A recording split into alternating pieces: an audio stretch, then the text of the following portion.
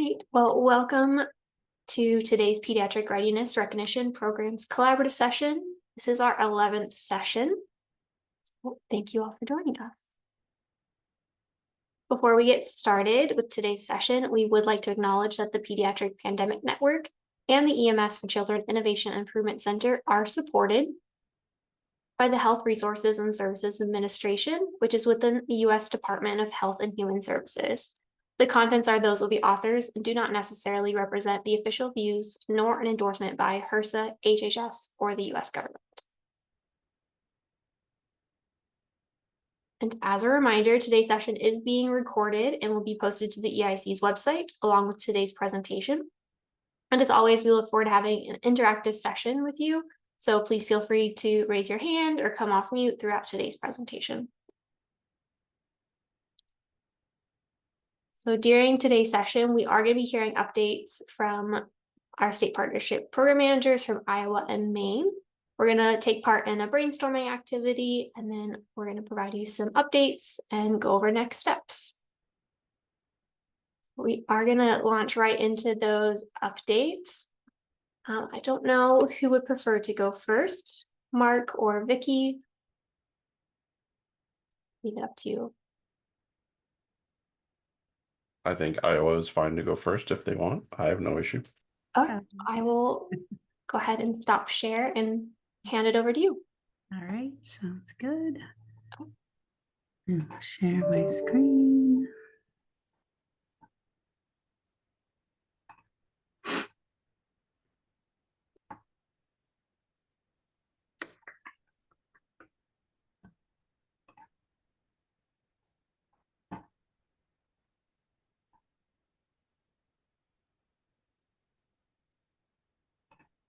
Okay, there we go.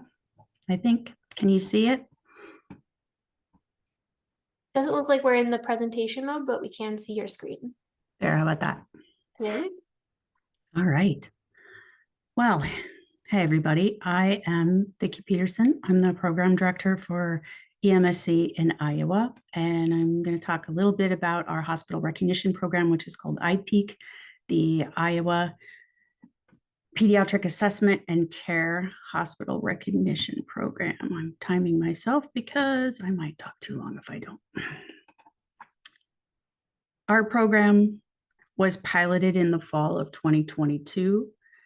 All right, I guess I'm not, and launched in February of 2023. We have one tier at this time of recognition. Iowa has 116 hospitals, and those levels are the trauma certification levels. Level 4 is the lowest level, and that's the vast majority of our hospitals. They are critical access hospitals with under 30 beds. Our program has recognized 11 hospitals so far, and we have several in process. For reasons that are obvious, most of our applicants are level 4 hospitals.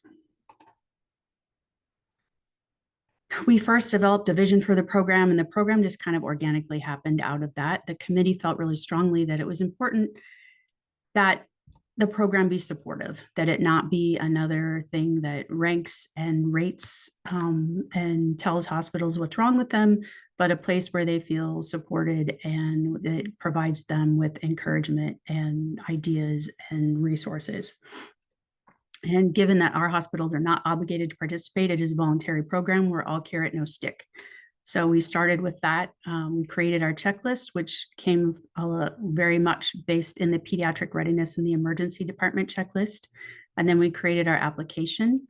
We require at least one pack, preferably 2, a completed checklist with a page that gives explanation for any missing elements that we can go through in the application review process, and NPRP participation from 2021 with a provided gap report. If they did not participate then, I think we had 80% of our hospitals participate, but if they did not, then we require that they take the assessment now at pedsready.org and provide the results from that.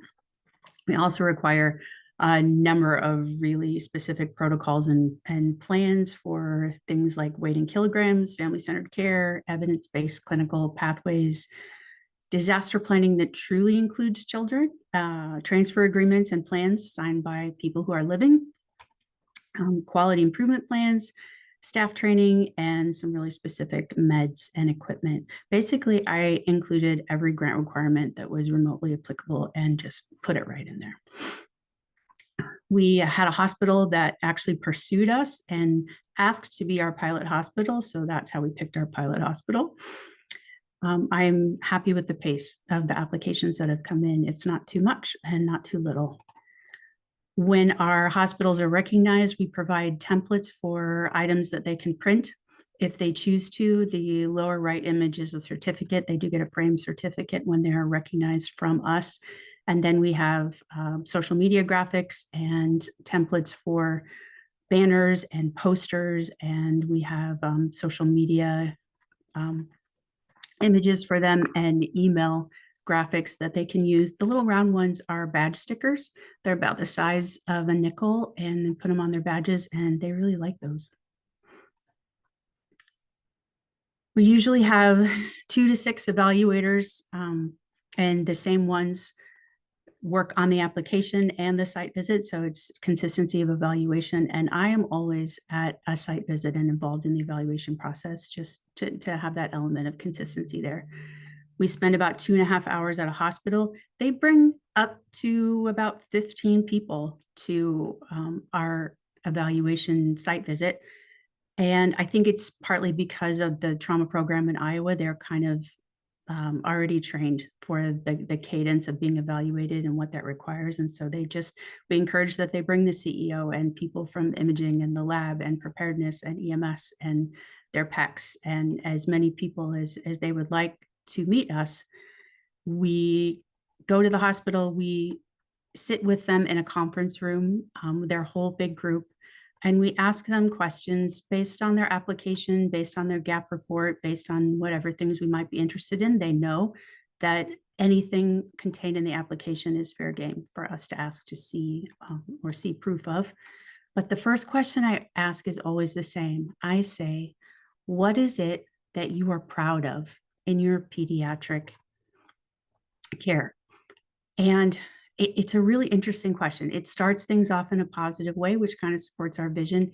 They usually smile when they answer because they all have things that they're proud of. Also, their CEO is sitting there. So the CEO hears what they're proud of that they do, and they hear what the CEO is proud of that they do, which is great, except for the couple of times when the CEO couldn't think of anything. And I think that probably means that they weren't especially engaged in the pediatric program, but it's always an enlightening question. All the evaluators ask questions, and then we take a smaller cohort of their people and we tour the ED and we look at everything. We open every drawer, we touch all this stuff. There's an evaluator that we call Tag Popping Bill. And Tag Popping Bill has no respect for tags because he thinks tags make it so people are afraid to open drawers and bags. And so things stagnate and people don't know where stuff is, but they're afraid to look because then they'd have to replace the tag. So Tag Popping Bill pops all the tags and he looks at all the things, and I've come to appreciate his point of view. We look for things that might be good on paper, but not necessarily quite as good in reality. We always check for things like, do they have the smallest size ET tube? And if they do they have a suction catheter that fits in there? And a lot of times they don't have the smallest size and they cannot suction those tiny ET tubes. So that's important. I always check the date on their Broslow tape because it's usually old. It's just one of those things that people don't think of. Once we are done with the tour, we come back to the conference room. The reviewers have a closed session where we talk about what we saw and what was great and what could be improved and what we think about recognition. We bring the big group back and we tell them what was great and what they could improve upon, and then what our conclusions were with regard to their recognition. Some things that we learned. We had this really brilliant, genius idea that we would combine the IPEAK site visits with the state trauma evaluation site visits. It seemed like a good idea because everybody was already in the room. They were ready for a visit. And it was a bad idea. We discovered that site visits are stressful. They're very stressful. And piggybacking 2 site visits on the same day just would wear people out. And also it puts peds exactly where we don't want it to be, which is second to something else. And that's not what we wanted. So we nixed that idea. We also needed to add more evaluators. Question to clarify, you give them approval or denial at the end of the site visit? Yes, we do. We announce it right then after our evaluators meet. And then we give them their frame certificate and take a picture for them for their media releases and that kind of thing. Sorry, Vicki, I was just curious about it because sometimes there might be surprises. So is it based on the application? You kind of already know if they're going to pass or not, or? We thought that would be it, but that is not actually it. I bring the frame certificate and it's in a bag. And the plan is loosely, if we decide not to recognize them, then we just take the bag home. And has that happened before? It has not happened. One thing has happened, and that's one of these talking points that I wanted to share with you guys. We didn't realize that there might be somebody that was just kind of on the line. But we had a hospital recently that was, on paper, they looked great. When we got there, they kind of had all the things. The respiratory program wasn't very robust. And their enthusiasm just wasn't there. Like there was just something about it we didn't feel great about. And so we ended up giving them, we usually have our period of recognition is 3 years. We gave them a 1-year provisional recognition with a focus site visit within a year and a written plan for what they would work on during that time frame. And it's worked. They're working on their list. They keep emailing me about what they're crossing off and what they're getting done. And we've offered them a whole lot of help, and hopefully that'll work. But you're right. Eventually there'll be someone where we just say no. And I'm comfortable saying that 100%.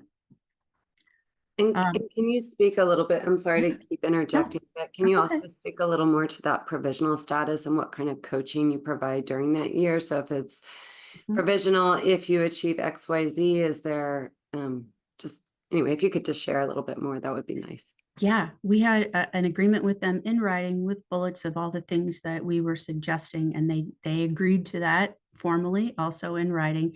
We provided an evaluator who is willing to go to their hospital and work with them. She was one of their evaluators and invited them to her hospital to see a different way that things are done. Another evaluator offered to help with their training, things like that. One of the things that we try to really focus on is support. We're not here to just judge you and then go away. We are here to help you raise the bar, which every hospital can do, no matter where their bar is. And we want to help you get there.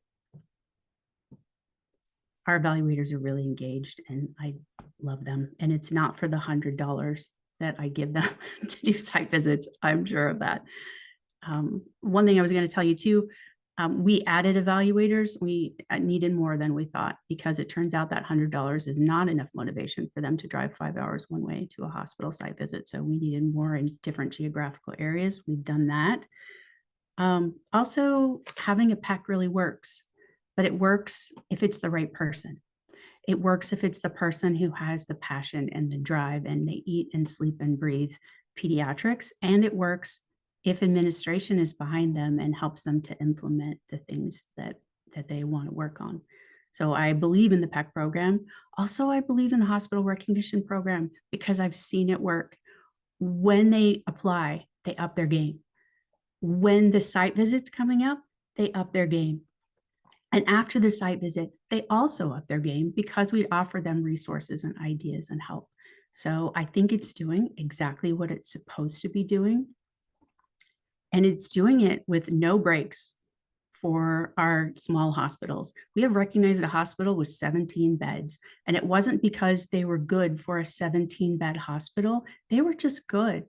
These hospitals, for our trauma program, they need to be able to treat trauma patients no matter what their size. So they're accustomed to that, so they do it. And it's the same with our program now. They need to be able to treat kids for trauma, kids for illness, no matter their size. So they do. They figure it out. They find a way, even with low staff, even with low funds. They find a way, and we have not recognized anybody who didn't deserve it. There was a question, and the question, now I can't see it. The question was, oh, virtual site visits. One time we had trouble getting evaluators, and we did a hybrid site visit where we took one of the evaluators around on the screen on a rolling table through the tour. It was awful. And I never want to do that again. I love virtual stuff, but being there with them in a room is so much better a connection that I never want to give that up. I'm going to have to give that up in some way for the EMS portion of recognition, because I can't go to 700 EMS agencies. But that personal connection, I don't want to do it virtually now that I know what it feels like. So I believe in the program. Ours isn't perfect. It's different than some, but it does seem to be working. And I feel like 11 out of 116, 10% of our hospitals are doing better than they were. I'm looking at. For the facility that received a provisional 1 year of recognition, was the improvement plan given to them at the end of the site visit? So we straight up spoke to them about our concerns and our suggestions, and then followed it up with everything in writing once I got back here. Do surveyors pay their own travel? Yes, they do.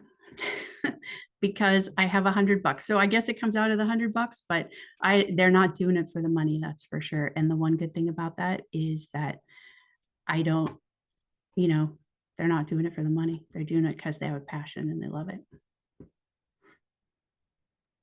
Vicki, Dwayne had another question. If you'd consider virtual for re-recognition. Yeah. Yeah, particularly maybe for some more than others. We have a couple of years to figure it out. I really do love the connection of being with people in person. I don't know that there's a replacement for that. And I'm a lover of virtual things. Maybe, Dwayne.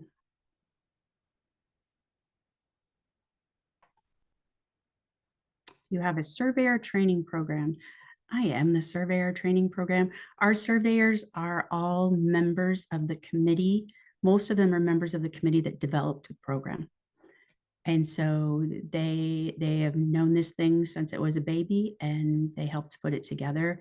And then when we bring on new people, I just make sure that that they know what to expect and know what we're looking for and know what the philosophy is. So kind of. That's it. I'm just curious, as I was listening to you talk about evaluators and knowing how some organizations give credit for work done, and as an example, creating policy statements and things like that. I'm just curious if anybody on the call, not necessarily just you, Vicki, but if anyone has used more out of the box incentives for evaluators. I mean, there's obviously the financial incentive of, okay, here's $100, and there's the moral obligation or the ethical piece of it if I want to be part of this because it's important to me.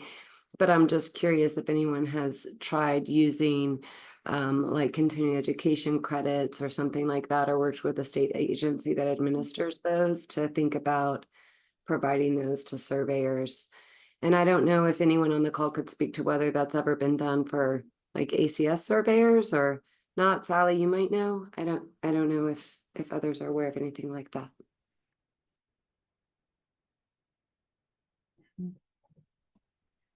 I don't know about anybody else's surveyor pool.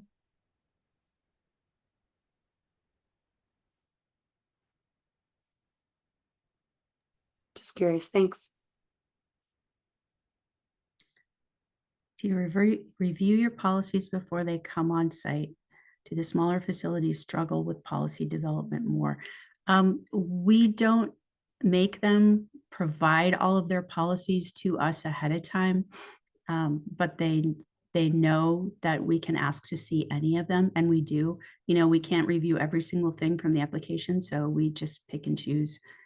But a lot of them have put together books And a lot of their, their policies and procedures are online as well, but we don't specifically read through everything. If we did that, $100 would not, probably wouldn't be enough to get them to do that. Do the smaller facilities struggle? They do, but what's interesting is the larger facilities, what we're putting together now is a group of reviewed hospitals that are willing to share their policies and their procedures and things that can help the other hospitals. So we're kind of putting together a collaborative of folks that are willing to share. And I wasn't sure if they would, but they do. And so we offer, if you want to see a policy, like a lot of our evaluators are with hospitals and they'll say, if you want to see our policy, we'd be more than happy to share that with you. And so if they do struggle and they're willing to admit it, and we try and create an environment where they are, then we just help them, and then they have one.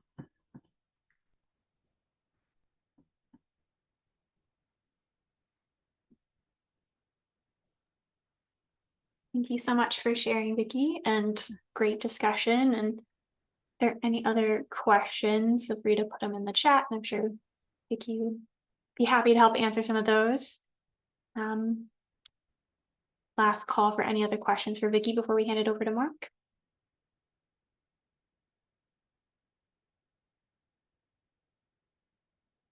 And I think the stage is yours, Mark.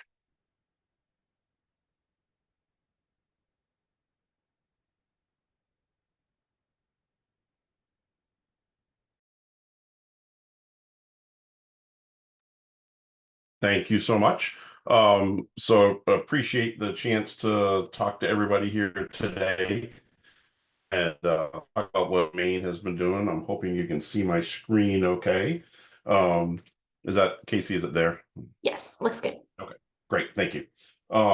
So going through and talking about where the state of Maine is, we've obviously had lots of transitions of this program, and we worked on it since I started in 2018 and started developing many of these processes, and a lot of it took time to introduce it and conceptually how to go about this.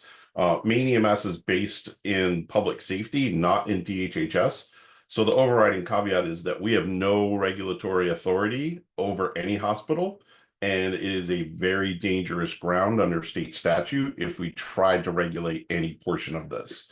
So we always are mindful of that and trying to do a dance of voluntary and that it is supportive. So we kind of keep that in mind so that we don't run afoul of anything and run into challenges with DHHS. So obviously the disclosure that everybody's seen before, that my opinions are mine alone, and yeah, so trust me or not, it is what it is. So when we think about the program overview, the Maine Always Ready for Children, which ironically comes out to MARC, which I enjoy quite a bit and I'm using. But the program is in line with all the New England states, New York, New Jersey, and now DC. What we found, we started many years ago at a conference in Vermont, is that working on these projects together is that so many of the metrics were similar, and many of those were in harmony regardless of what state you existed in. And what we found is working together and developing some of those commonalities allowed us to spread our limited resources a little bit better and focus on that. Each state has a few specific tweaks related to their administration or statute or processes, but for the most part, the core of it follows something similar. So one of the advantages of that for us is an example that I always use is we have a large healthcare system called Maine Health, and they own a multitude of hospitals, but they also own a hospital that's in New Hampshire. So that falls under New Hampshire regulations, but is overseen by a Maine facility.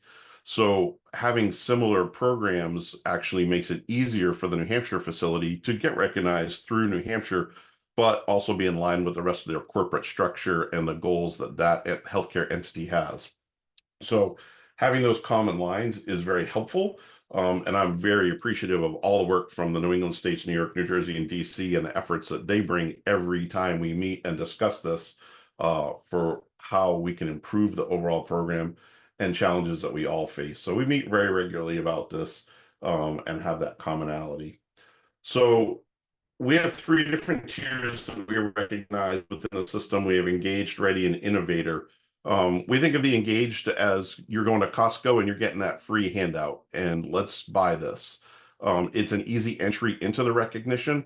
It encourages participation in the MPRA survey. Any readiness score is eligible, which always, raises an eyebrow of like, what if they get a 1 or a 2? People aren't getting that low of a score. It just means that if you're not quite up to speed, you can be honest with it and be realistic of where you're at today. But what the important part is that we require development of an internal readiness improvement plan to address any identified gaps. So if we think about this in our real life situation, a readiness score to me is similar to you open your refrigerator, your cabinets, and you're trying to figure out your grocery list. That's pretty easy to figure out. You can look at what you have and what you need, but actually getting to the store, choosing it, paying for it, putting it into play, storing it, those become a lot more steps that are involved. So someone that's committed to that internal readiness improvement plan shows a commitment to recognizing where they're at today and how they can move forward, and engaging them in that process allows them to interact with the other hospitals and that collaborative effort together. We obviously require at least 1 PEC. All of our recognized facilities have both a physician and a nurse PEC. So although we've only required 1, we haven't found any facilities that are comfortable using just 1. Ready, we identify as a score above 70, and innovators a score above 80, and that they also share resources. So they really put out a lot of their policies. Many of the challenges that we've run into with facilities that are doing the survey or when they're trying to become recognized state that their challenge is largely around policy development and the administrative stuff. And so having those innovators willing to share those non-proprietary resources and policies has become instrumental in other hospitals feeling much more comfortable and being able to take those as a template and orient them to their facility. We have not had any problems with I'm competing against you or we're a different healthcare system. People take off the label of one healthcare system, apply their own to it, tweak it to their structure and their resources, and have had great success with it. So within the program itself, although we have an EMSC advisory committee like all of us do for our state partnership programs, we use what we term a working group, and that involves our EMSC program director, the program manager, our FAN, our EMSC medical director, and representatives of the state chapter of AAP. And this gives a neutral position where no one's committed to one organization or another. We don't run into conflicts of interest, but we have that connection that allows for recognition and acknowledgement of it's not just EMS doing it. It is more of a statewide pediatric approach. So we've had a very close and successful relationship with our AAP chapter and work with them quite regularly on this. So we work with challenges, standards, and how we're going to roll this out to each area of our state. Our application process is pretty straightforward. It's available on the website. It's pretty much as you saw from the tiers. It's filling in an application. We require a signature letter of commitment from a C-suite level person. That's varied depending upon the size of the hospital. And then we when they submit that improvement plan to us, that becomes a little bit of a sensitive piece of information that they don't want shared. But we look through that and see how far off are you, what's your time frame of improving it, what kind of challenges do you have, is it a financial, is it staffing, and we secure that electronically at the state level so that it is not, we don't share that with any other system, and the author themselves or the C-suite person or the PEC has to authorize sharing that with anyone else, even within their own hospital system. The verification process, so we verify the information they submit and we review it. We spend an incredible amount of time before verification working with those folks. We know they're going to get approved by the time they submit their application because we've spent so much one-on-one or one-on-two time with each of those individuals, generally through Zoom or Teams meetings, and walk through many of the steps and processes and questions they have about what does this mean, what does that mean. We provide the pediatric readiness checklist to them. We use that as our basis rather than us developing our own. We're using those nationally developed standards for equipment and things along those lines. Some hospitals have added much greater depth than what's listed on there, but that's up to them. And so it really becomes a bi-directional collaboration where we work together with what are their resources, staffing, financially, and time to make sure that it is legitimate, but it is also not overburdensome. And then finally, with the recognition process, after that review, we notify the people that submitted it. The next steps are really determined by the facility. So our first hospital wanted to recognize something right away. They did a big celebration in the ER. They bought all kinds of snacks and treats for the staff. Most recently, we had a facility that was recognized in June, and they opted not to do anything until this fall. We're working on doing something right now. They did not want to do something over the summer. They felt it was too challenging with staff vacation. So we really work with them of how they want to recognize that public acknowledgement of their recognition. You can see here's a couple of hospitals. On the left is our level 1 trauma center, main medical center, which is our biggest hospital. And the team within that hospital that worked on developing the standards. On the right is a smaller critical access facility where when we gave them their plaque and their award, they had a variety of state representatives there, hospital folks, and we also had some folks that were working on developing recognition programs at their hospital come to it to see what kind of shapes out. Additionally, we don't want this to be a one-time thing. On the right, you can see that congratulations from Maine EMS. This is a 6-foot high rolled up poster that is freestanding. We give 1 or 2 of those to each hospital to keep in their lobby or wherever they'd like, so that folks that are coming in, families that are coming in, other staff, visitors, other stakeholders can come in and see this, and then scanning the QR code brings them to a page that teaches them a little bit about what that recognition means so that they can carry that on and understand it a little bit better. Just giving them a label or a sticker doesn't necessarily mean anything. But much like Vicki talked about in Iowa, we learned right off from the bat is they did not want stickers or labels for the door, but staff wanted stickers or pins for their badges. They were really into that. So that bottom left corner, we have that both in stickers and pins, and we give them to all of the ED staff or whoever wants one within the hospital once they're recognized. And we also give a bunch to the PEC at that hospital to distribute as they want. And people really like those. So that's been successful to really get people engaged, and they like that, and everybody wants it. So it's a great advertising aspect for us within the hospital. Within Maine, we've recognized 14% of our hospitals. We have a total of 35 24/7 ERs. We have another 17% of those hospitals in process right now. Some of those are reviewing it. Every one of our hospitals has redone the survey. None of them have relied on the initial survey that they did years ago, because they've had staff changes, equipment updates, things of that nature. So they've all redone the survey. All of our trauma centers are involved. 1 trauma center is recognized already. The other ones are working on it for the ACS standards. So that's in progress as well. And they've been very engaged with that.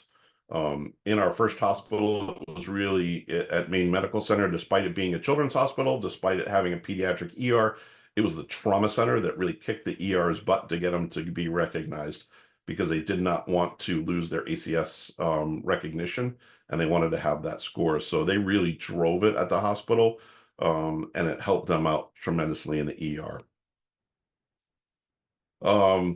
So what did we find that we had to do? And so if you're looking at improving this, what did Maine look at doing? So the first thing we did was try to find the change maker. In some hospitals, it was who's that nurse or doc that's really passionate about it, who comes to our EMS meetings, who's involved in our state medical direction board. In the Maine health system, it actually turned out to be a very non-clinical person. It's a program manager for the pediatric service line, and she was really engaged and thought this was a super awesome program. And the nice part is that she oversees about 11 hospitals. So she had the money and the clout to be able to make things happen and direct other hospitals basically they set a challenge to every hospital in their system is that you will do this. And so suddenly I wasn't the person demanding it or expecting it. It was their own hospital system expecting it. So getting that person on board was really important. And that took a while to figure out who it was, but who makes those changes. The next was finding your hero or heroine. So the heroine that we got was actually from AAP, is a physician who's a hospitalist at one of our trauma centers. And she is super passionate about this and got a grant through AAP and was working on disaster preparedness, and she just turned it into Pediatric Readiness helps with disaster preparedness. So she was the one that was recruiting, and as of right now, we have a PEC at every single one of our hospitals in the state. They're not all recognized, but we now have a contact person at each place. And she continues to work on that, and we're going to help fund some of that effort that she's doing at the AAP so that she's spending time developing resources, and you'll see a little more in a second. Lastly is recognizing that it's a team sport. Nobody wants to be the first to speak. Nobody wants to be the first person to, swing the bat or jump into the lake. They want to see what everyone else is going to do. You don't want to be the first person at the party. But once we got that person at the party, everyone turned to them and said, how did you do this? How would you do this? And so connecting people became very important that were both in recognition status and how to keep building that, but also those that were building to become recognized. And that connection has really helped shape collaboration across the state and consistency across the state, regardless of your hospital name or healthcare system. Challenges that we ran into, the biggest challenge was administration. They felt that a lot of this was, how do I justify doing this? How can I fit this into my workload? How can I have this as part of what I do? There was a great trepidation and fear that this was regulatory, and what happens if I have it and then lose it? What happens if I can't maintain it? So it's been taking a lot of work at an administrative level to make sure that we can get over that mountain of concern that they have. And then, much like everybody, the staff that are involved at the hospital, what is their current workload with staffing shortages? What amount of time is this going to take to develop? What amount of time to maintain it? And what's my cost going to be? We can get somebody that's advocating for new equipment or new policies. Do I have the money to support doing those things? Because once I recognize the problem and I fail to address it, and if something happens bad and an attorneys develop or pull that out, am I going to be liable for this? Is it going to create issues within that? Again, these are all concerns that I've heard and still continue to hear from time to time. At the state level, obviously, we have lots of metrics and lots of goals and performance measures. This is just one performance measure out of many. So trying to balance that is difficult, and the time that we have and the money to resource it. As Vicki mentioned earlier, how do you pay for these things? We put in our budget money for plaques. They really appreciate that. They like the plaques that they get. We put money in to develop those posters that are put in the lobbies, and to develop those pins and stickers. Much more than that would be a little bit challenging to do. So we're not able to pay for people to go visit a site. From my house, from my office in Portland, I can get in a car and drive to New York City, have dinner, and start on heading back home in the same amount of time that it would take me to drive to the top of Maine. So trying to do that, and the cost of hotel to stay over for inspections and things like that are really hindrances to doing in-person inspections. I think about when we have like an in-law come visit us, we always clean up and shove stuff in a closet. Is it really accurate to what you are day to day? And we found a lot of trust with our facilities and them looking at those equipment lists and recognizing it. And we can see their involvement in their gap analysis and their plan for fixing it, where we've seen such great strides that they've taken. The future, changing standards. Hospitals and administration want to know, what is the standard that we're using? If that changes, then it creates a distrust of our status. Why is it changing? Why can't we maintain this? What do you mean I just spent X thousands of dollars trying to improve this, and now I have to do even more. That's kind of a worry that we have. And then what I refer to as Groundhog Day. We invariably have staff changes. Managers change, the PEC position changes, the people at the C-suite level change. And so we have to spend a lot of time going back through and re-educating them of what is EMSC, why is EMS in the hospital, what is this standard, why should we do it? So we do see a lot of that. And then collaboration, I can't stress enough, our work with the AAP chapter has been amazing. We've had a physician champion, sharing of info, their support. We were a support of their annual conference. We had Dr. Mark Auerbach came as a keynote speaker. So we had him come up and really put EMSC and readiness on the front of the map. And so that's helped tremendously with our efforts. Maine Health is the largest healthcare system in Maine, and they have been one of our big champions of sharing how it goes in their system and really being transparent with what has been successful, what has failed internally. And we've shared that with other hospitals, especially independent hospitals, and that's helped a tremendous amount as well. Next steps, we are helping. So we had a statewide PEC meeting this past Tuesday. We had 54% of our hospitals in Maine attended. A lot of interest in becoming recognized came from that and connecting those folks together. We're working with AAP to develop specific Maine education. You can see on the right, we're developing a website where we list 12 months of short classes that can be shared with clinicians in the hospital, and then we'll maintain a library of that. So they're really excited about that. The PECs were super, they were just out of their minds with having some of these resources. And we obviously shared many of the EMSC, EIC, and other website locations, Open Pediatrics and things of that nature. So they're really grateful for that. And then balancing that, supporting that recognition versus that overreach that I mentioned at the beginning of not getting into issues with trying to make this regulatory or stepping into DHHS's land in our state. So happy to answer questions and share anything.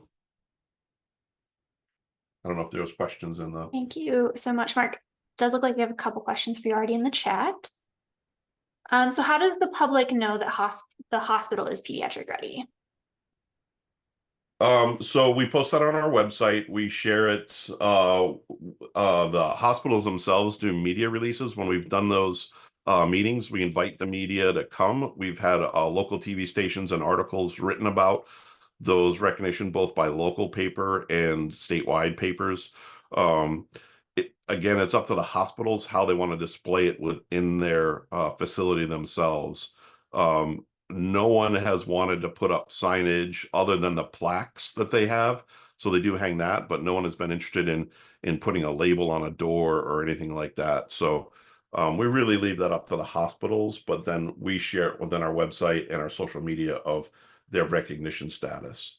But at the same time, we don't want to make it so that it is driving people away from their other potentially closest local ER. We don't want people bypassing a hospital with physician level care and or demanding of our EMS providers that they take them to a different hospital that might violate our EMS protocols. So again, that's that little bit of a balance of recognizing their readiness, but that doesn't necessarily mean that the other hospitals aren't capable.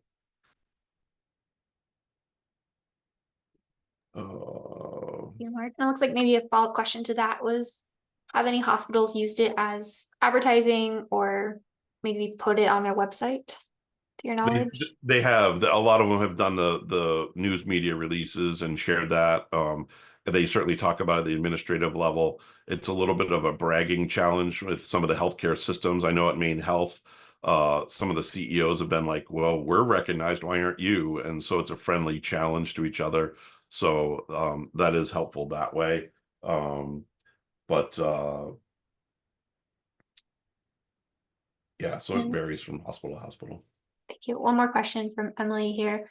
For the hospital who have been recognized so far in Maine, are they pretty equally distributed among the 3 levels? Are you seeing mostly innovators or?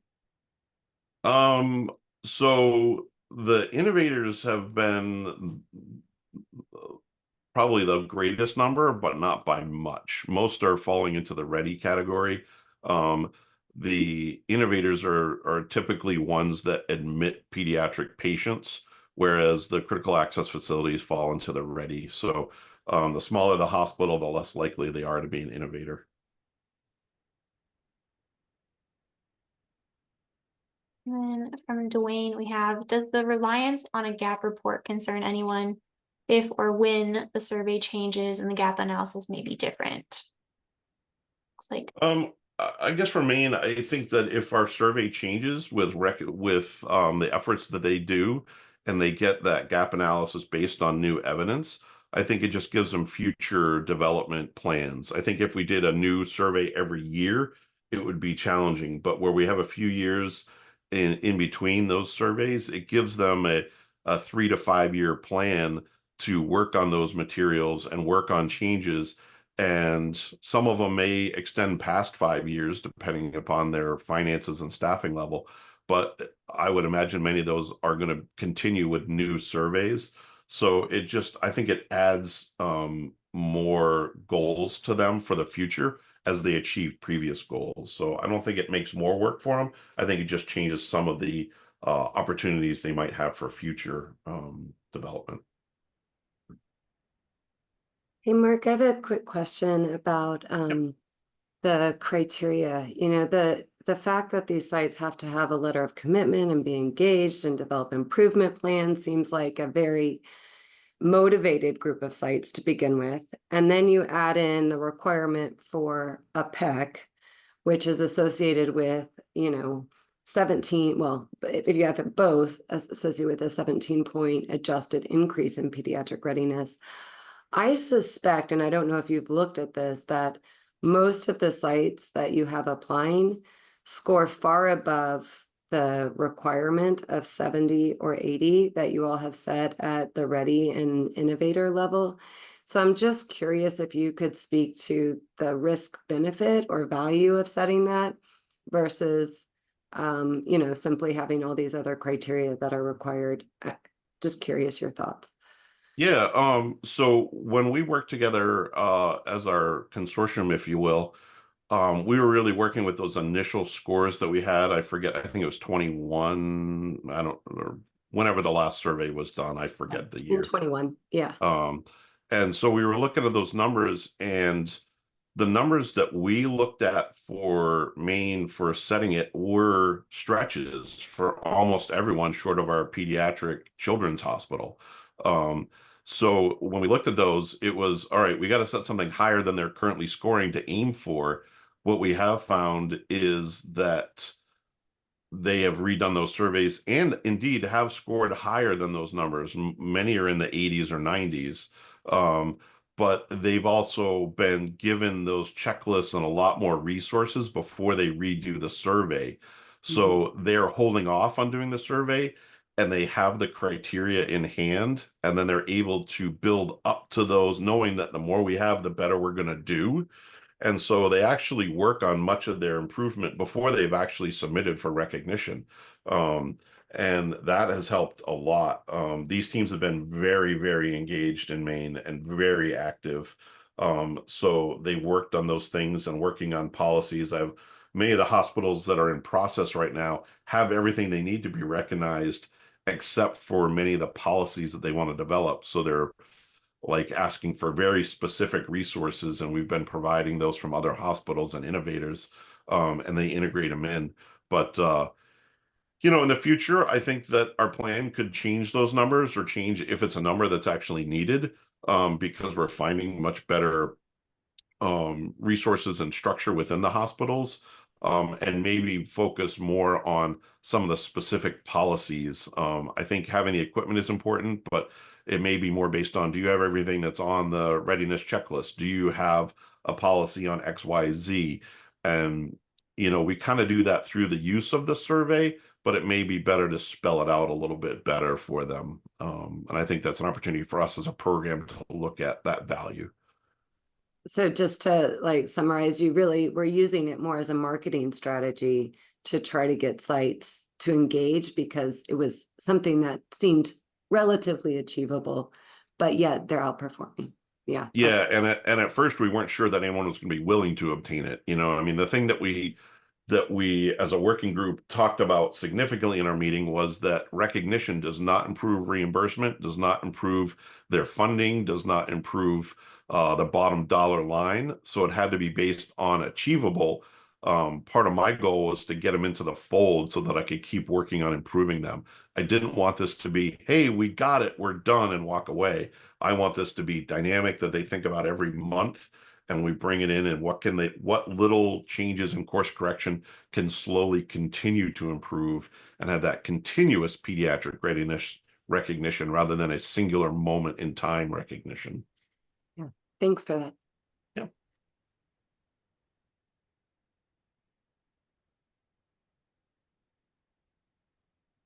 How do innovators share resources? So within their healthcare system, one of the challenges that we had, so within Maine Health, they had a lot of individual hospital protection where hospital A couldn't access hospital B, even though they're in the same system.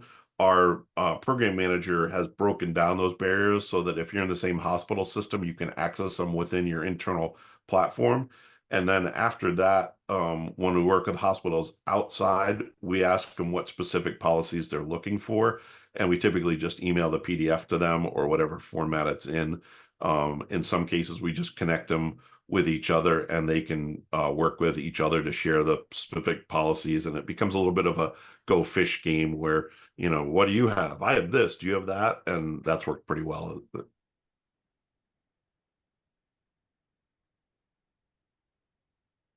Casey, anything else? Did I miss anything? Or I think Julie asked just one question about the spread of hospitals that have been recognized, if they're clustered or if they're all throughout the state. they're throughout the state. We have some in the southern part. We've certainly had the most engagement from our trauma centers, and I think the ACS requirement has really spurred that requirement in Maine. We, as EMS, we don't inspect the hospitals. ACS does it entirely, but because they want to maintain that recognition and trauma status, that has helped. And those trauma centers are pretty spread out. But what we find is that the catchment facilities within those trauma centers tend to follow suit. They want to keep up with the big hospital in their area. So we've had some pretty rural hospitals, not quite as small as what Vicky mentioned, but certainly some of the hospitals have been all over the place, and engagement has been all over the place.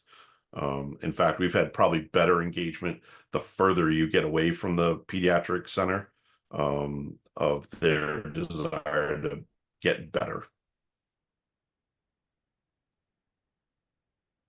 Thank you so much, Mark. And if there's any other questions, feel free to drop them in the chat and we'll keep an eye out for those. But thank you both, Mark and Vicky, for sharing today. Thank you for the chance to and share. And if anyone has questions, please reach out to me. Right. I do want to go ahead and hand it over to Julie to lead us in a brainstorming activity.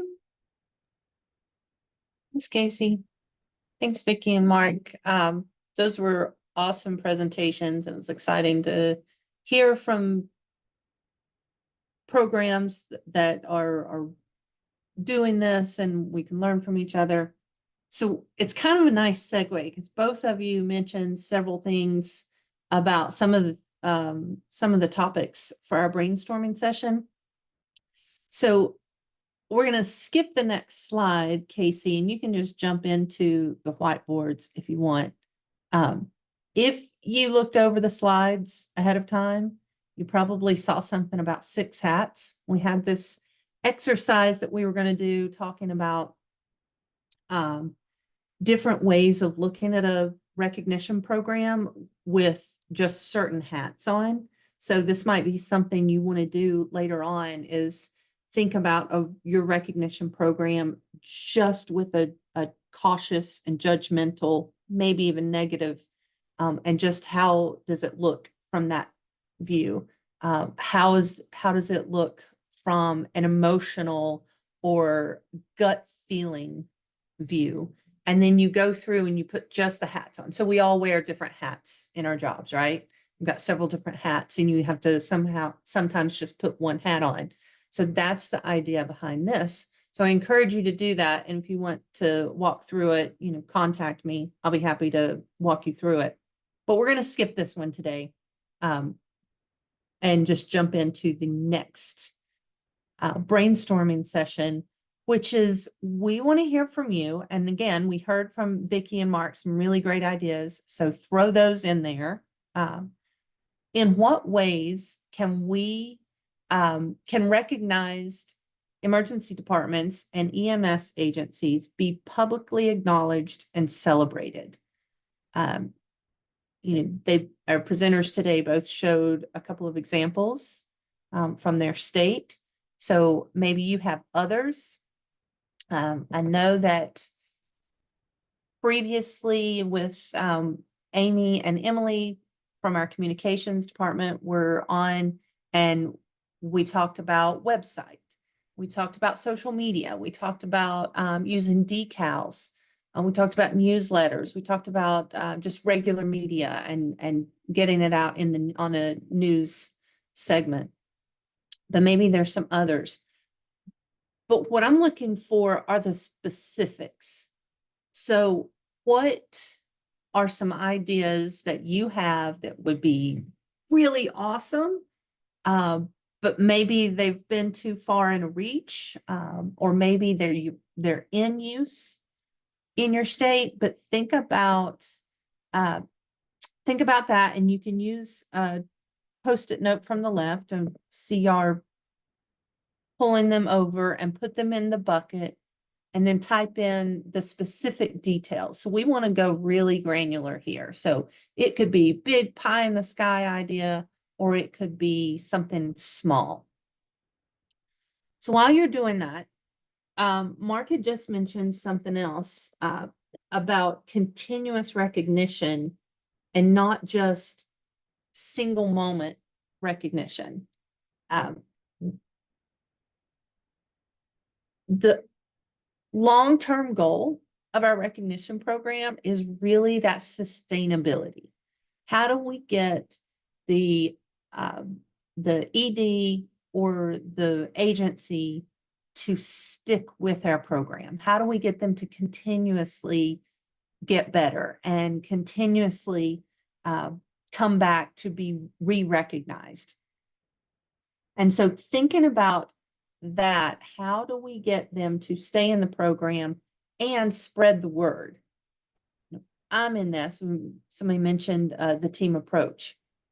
Once somebody gets recognized, other people want that, but also maybe they can share the love. So think about all that as you throw out your ideas. If you are having trouble with the Post-it notes, feel free to put your ideas over in the chat.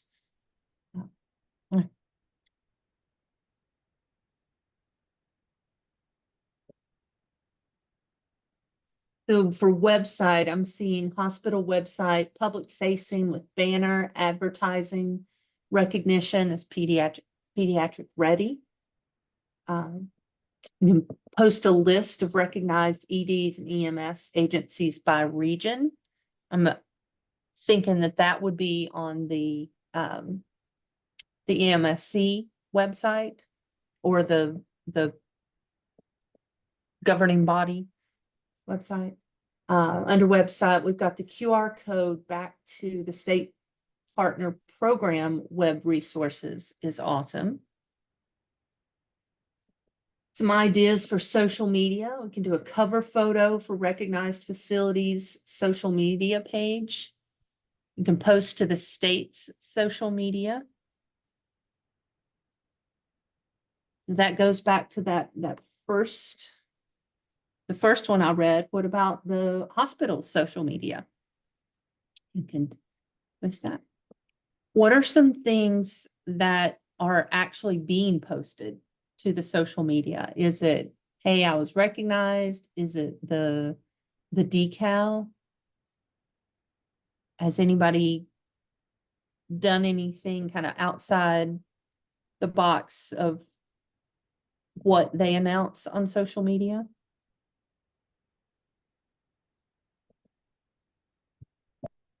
And I don't know if anybody's adding them, but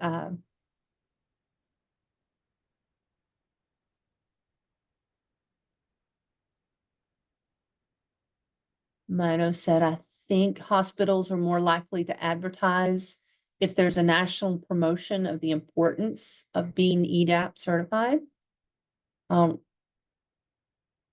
Rachel, yeah, we've got ambulance decals, certificates, post it on the EMSC website, provide media release examples. Another one about more publicity about the outcome correlation. So that would go under media. Let's see, under decals, we've got ambulance. Regular media. So that is, so I always think of like social media and regular media. So you've got newspaper articles and news segments. This provide media a release example. Sample press release for hospital to release. So having the hospital to actually, or the EMS agency to actually release it. And then go over here, I have two screens, so I'm gonna go over here so I can see. Have a professional marketing company develop the resources. Yeah. And then other is getting just absolutely all the, a whole bunch. That's fantastic. So we've got banners, posters, email, signature graphics. You've got billboard advertisements, as the ED is pediatric ready. A framed certificate. Have it ready, and if they don't make it, you can carry it back with you. Badge stickers, local event, inviting the EMS and ED involved in the program, like a job fair. I like that. They're representing not only their agency or hospital, but they're representing also the program. Certificate, an announcement at state conferences that would show the certificate. Absolutely. Bus and subway ads, similar to when they achieve the top 5 or leapfrog or magnet certifications, announced at an annual meeting or conference of all who were recognized in the last year. And that would be fun. Work with the school nurse program at the schools or a PTA meeting. I know I skipped some, so as I was reading, they were being added somewhere else. And the newsletter announcements and share with the AAP and they post in their newsletters. Main EMS shares in your newsletter. That's awesome. Did I miss any that really stood out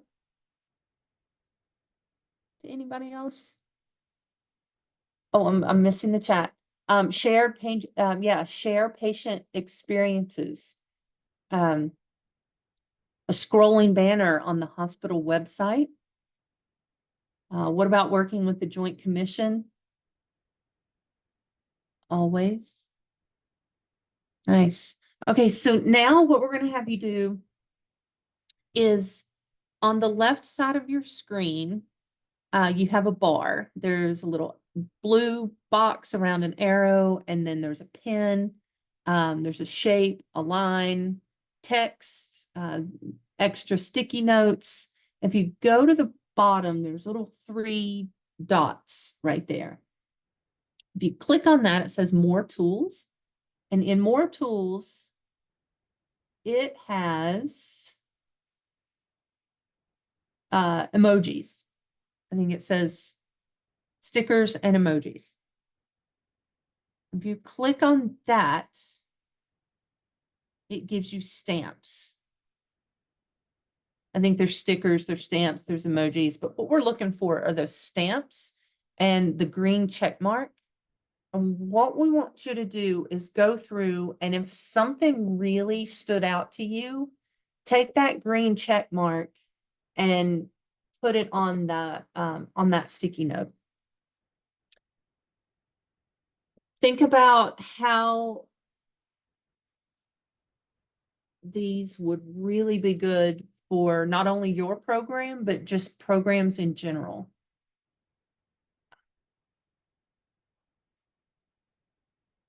Not everything is achievable for each one of you. We know that everybody has different avenues and different abilities. But again, pie in the sky, if you could have any of this, throw a check mark on to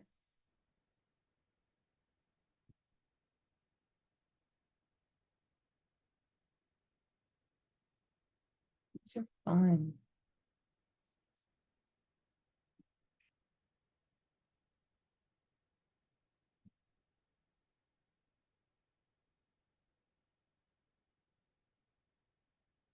So as I was reading, I missed ambulance. Will you, and you've got several check marks, so decals on the actual vehicle, the ambulance vehicle. I'm assuming that's what y'all mean. Awesome. All right.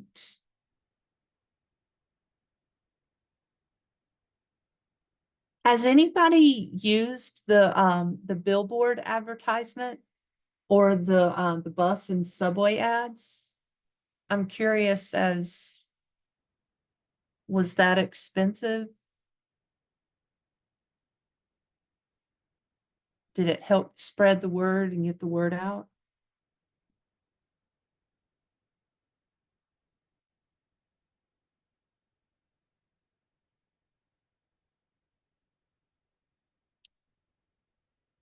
Yeah.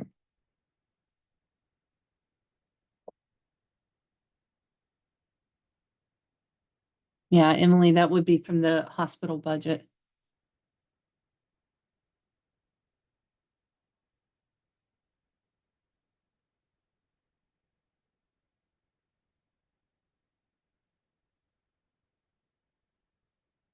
That's a good point.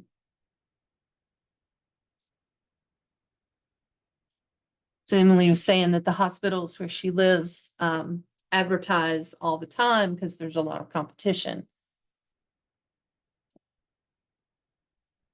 All right, I am seeing kind of in Connecticut too. I'm seeing kind of a lull in the green check marks. So I think we can start to move towards the next one. So this one, in what ways can we recognize EDs and EMS? We want to recognize them publicly, acknowledge them, celebrate all their work they've done. And again, for that main goal of sustainability of let's keep them doing this work, keep them with pediatrics in mind. Ever since we heard on that one, that was the last call or the month before, every time I say peds, I think of what the survey in New England said. So we want them to keep pediatrics in mind. We want them to keep the pediatric recognition programs in mind and stay with them. But we also want to spread the love. We want others to come on board. We want others to be recognized. And so if we can skip to the next one, we're going to do another brainstorming activity. And if you'll remember, if you were in Austin last September, and by the way, congratulations, happy anniversary. We have been doing this collaborative for a full year now. I can't believe that it was just last September that we were in the room together in Austin, and we were talking about a lot of these things. And we did this mini SWOT analysis. So we looked at the strengths and weaknesses and opportunities and threats of how do we expand our programs into other areas. And I just asked Mark, you know, how for the recognized programs in Maine, are they all over Maine? Because he said that it's takes a long time to get from one end to the other. So I'm curious and hoping that we can talk about this now. How might we promote our programs to different areas? So not just different areas, but different types of agencies and EDs.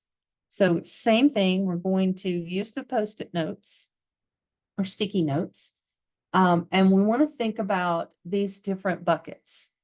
How might we promote programs and expand recognition to urban EDs and EMS agencies? So those are the yellows. So if you have ideas on how we can promote the programs and expand our programs and our recognition into urban emergency departments and agencies, use the yellow sticky notes. And then the next one is looking at rural EDs and EMS agencies. I know one state early on, we were thinking, how do you promote and how do you get into these rural emergency departments? And this state said, well, actually, it's not our rural. And just like somebody else just said, it's the farther away from the pediatric center. Those are the ones that are getting recognized. It's our urban areas, our urban hospitals. And so we want ideas from everybody for both urban and rural. And then the third one, we've got how do you promote your program to EDs and EMS agencies with higher pediatric readiness scores. And then the blue, how do you promote to EDs and EMS agencies with lower pediatric readiness scores? And then the red, which really is pink in the whiteboard, is how do you promote to EDs with low pediatric volume? Why should I do this work? And then, of course, we have an other category, so we can hear from about everybody. So go ahead and add either in the chat or on your sticky note.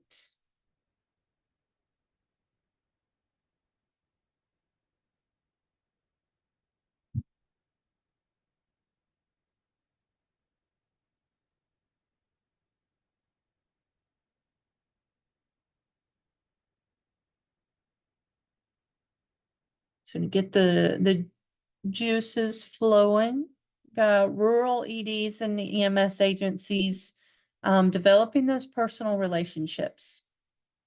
Absolutely, develop the personal relationships, outreach, getting to know people so that you can talk with them, build that trust, so that they know that you're not just pushing your product, but that it really is a good product.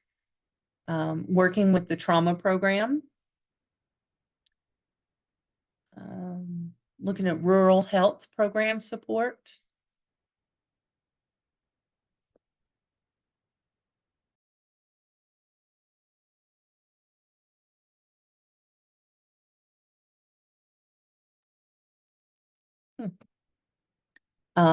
Building EMS off of the ED programs. Some of you have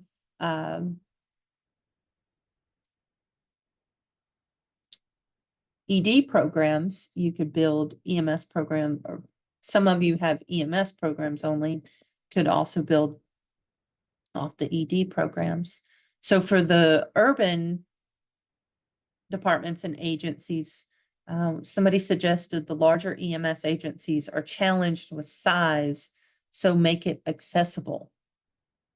make it accessible to everyone.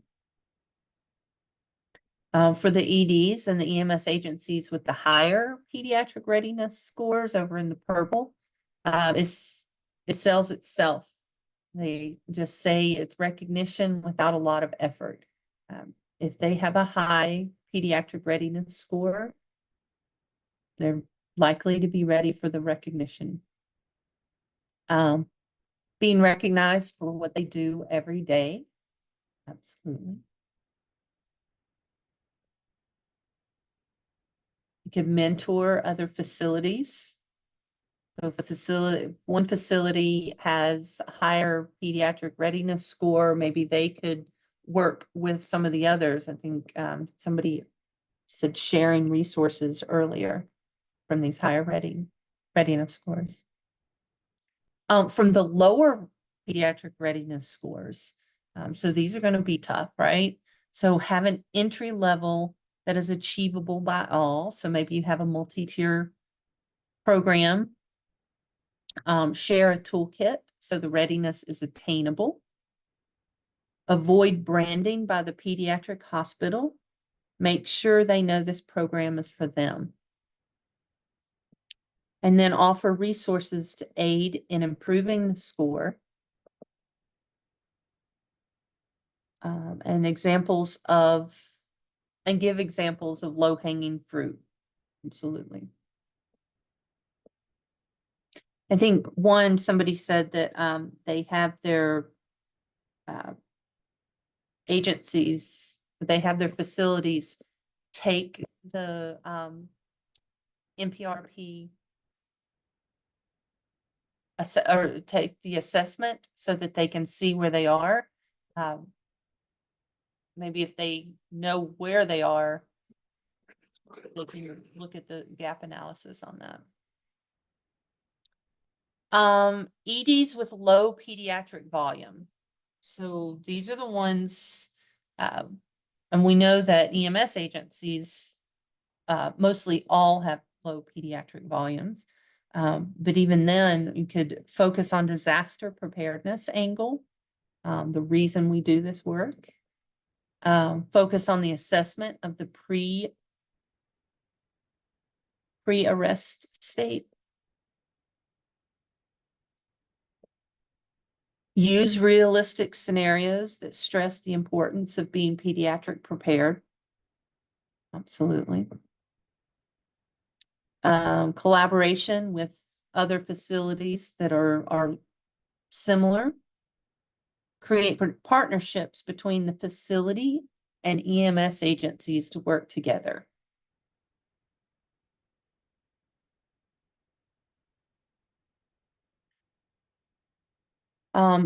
Engage with pediatric facilities for support.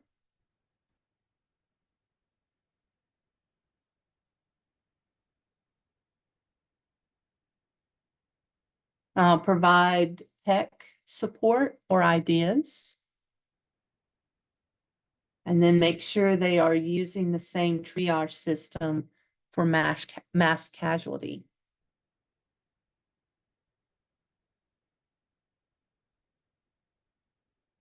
Is that, and you can come off mute, is that the same triage system as their pediatric facility? Or Yeah, as usually triage systems to work best need to be a standard in the community that may or may not be true in some jurisdictions. And there's probably some variability. Everybody wants to use the triage du jour. So I think it's a question you need to ask.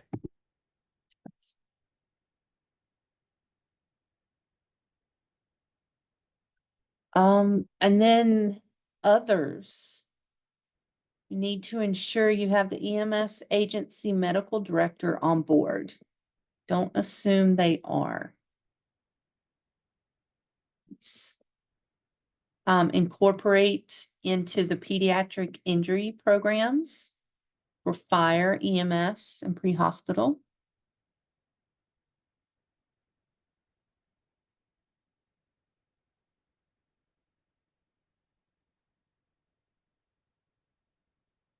missed others. So for the lower pediatric readiness scores, we could look into grant funding. Is there financial assistance to help them? Offer simulation and education.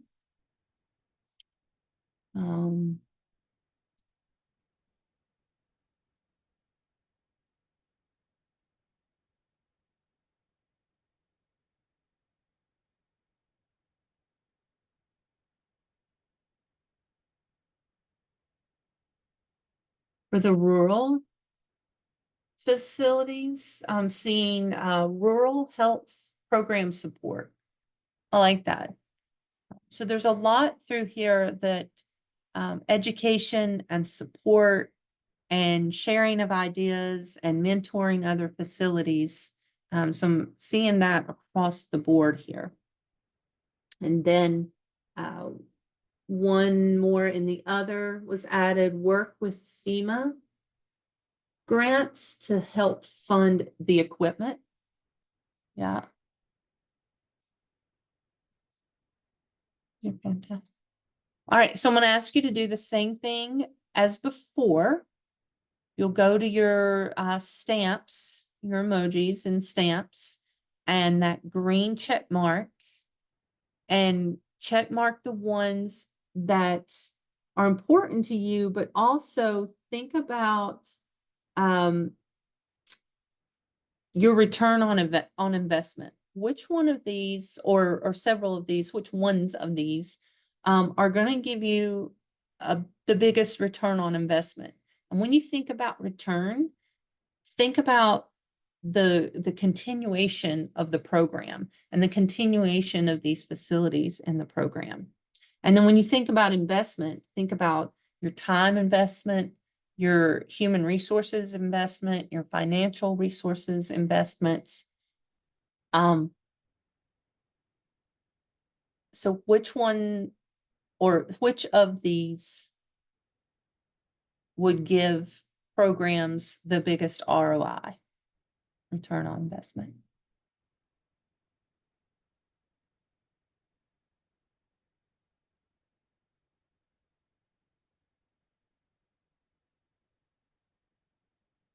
And if you haven't seen over towards the right of the chart, Casey's got some, yeah, Casey's got some check marks ready for you to use.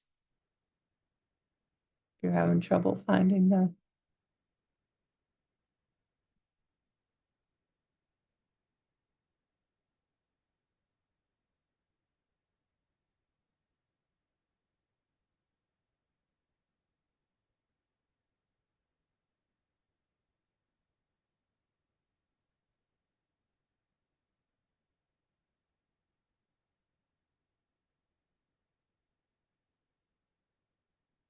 Be another minute.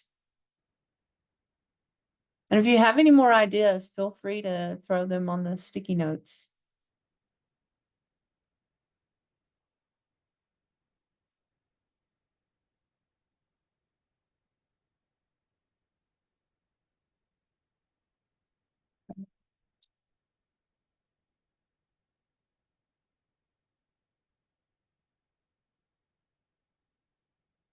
So we will make sure that you get copies of these so that you have these ideas, whether it be next month, 6 months from now, or a year from now, and you're thinking, wow, I need to get to the hospital over there. I need to get to the EMS agency in this area.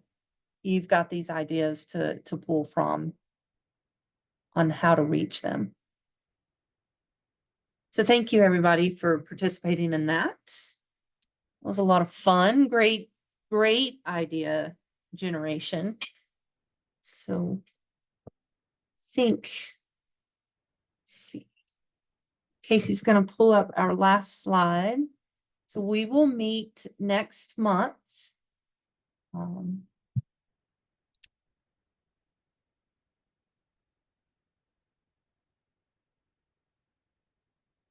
In October And we have these states have signed up: Oregon, Missouri, Tennessee, Illinois, and Wisconsin will be telling us about their programs in October. And then November and December we'll follow up and we'll hear from the remaining partners.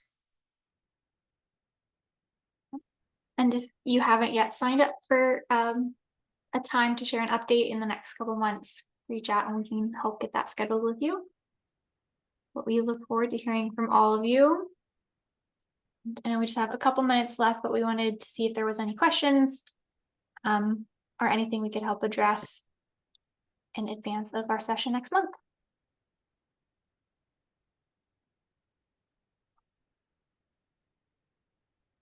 I was wondering, you had sent out a request for input on key messaging and several of us responded back, but we haven't heard anything back from anybody. So is that going to be something that we talk about? Yes, we have received the input and Amy has been working to compile that all and make some edits based on your feedback. That is still in the review process, but we look forward to sharing it with you all whenever that has been completed. I don't know, Amy, if you have any updated updates on that since we last chatted. Yes, I was just typing furiously and you beat me to it.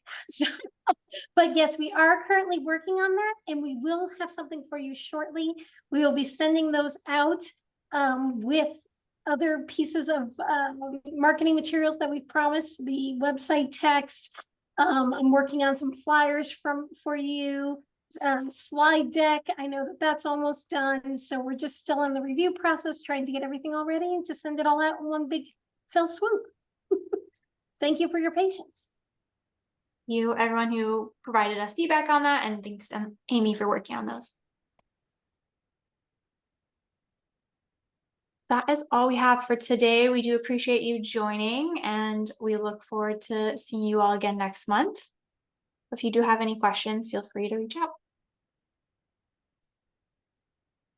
Thanks, everybody.